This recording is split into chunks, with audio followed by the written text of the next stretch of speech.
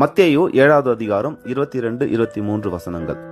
அந்நாளில் அநேகர் என்னை நோக்கி, கர்த்தாவே கர்த்தாவே, உமது நாமத்தினாலே தீர்க்க தரிசனம் உரைத்தோம் அல்லவா?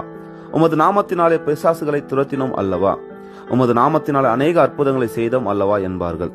அப்பொழுது நான் ஒரு காலம் உங்களை அறியவில்லை, அக்கிரம செய்கைக்காரரே, என்னை விட்டு அகன்று போங்கள் என்று அவர்களுக்கு சொல்லுவேன்.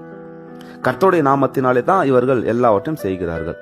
ஆனால் இயேசு கிறிஸ்து ஏன் இவர்களை அக்கிரம செய்கைக்காரர் என்றும் உங்களை தெரியவில்லை என்றும் சொல்லுகிறார்? மத்தேயு 7வது அதிகாரத்தை தியானித்தோமானால் நமக்கு இது புரியும்.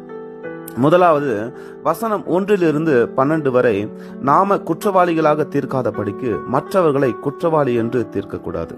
நம்மிடத்திலே அநேக குறைகளை வைத்துக் கொண்டு அடுத்தவரை குறை கூறக்கூடாது. அதனாலதான் ஆண்டவர் 12வது வசனத்துல சொல்றாரு, ஆதலால் மனுஷர் உங்களுக்கு எவைகளை செய்ய விரும்புகிறீர்களோ அவைகளை நீங்களும் அவர்களுக்கு செய்யுங்கள் என்று.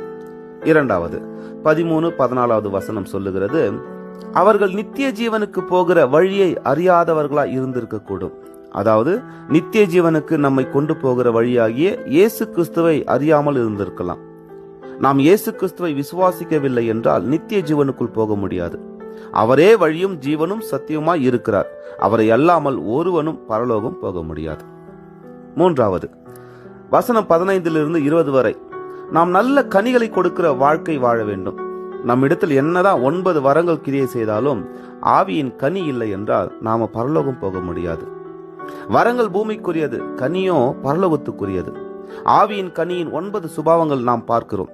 கலாத்தியர் 5வது அதிகாரத்துல 22, 23 வசனங்கள் சொல்லுகிறது, ஆவியின் கனியோ அன்பு, சந்தோஷம், சமாதானம், நீடிய பொறுமை, தயவு, நற்குணம், விசுவாசம், சாந்தம், இச்சையடக்கம். இவையில் எல்லாவற்றிலும் அன்பே பிரதானமானது. ஏனென்றால் தேவன் அன்பா இருக்கிறார். நான்காவது 21வது வசனம் சொல்லுகிறது, நாம் பிதாவின் சித்தத்தை செய்கிறவர்களாக இருக்க வேண்டும், நம்முடைய சுய சித்தத்தை அல்ல. கடைசியாக நாம் தேவனுடைய வார்த்தையை கேட்டு அதன்படி நடக்கிறவர்களாக இருக்க வேண்டும். வசனம் 24-27 வரை சொல்லப்பட்டிருக்கிறது. அப்படியானால் இயேசு கிறிஸ்து அவர்களை அக்கிரம செய்கைக்காரர் என்று சொன்னதற்கு காரணம் இவைகளே. நாம என்னதான் தேவனுக்கென்று ஊழியம் செய்தாலும் அவருடைய சித்தத்தை செய்யாமற் போனால் நாம் கைவிடப்படுவோம்.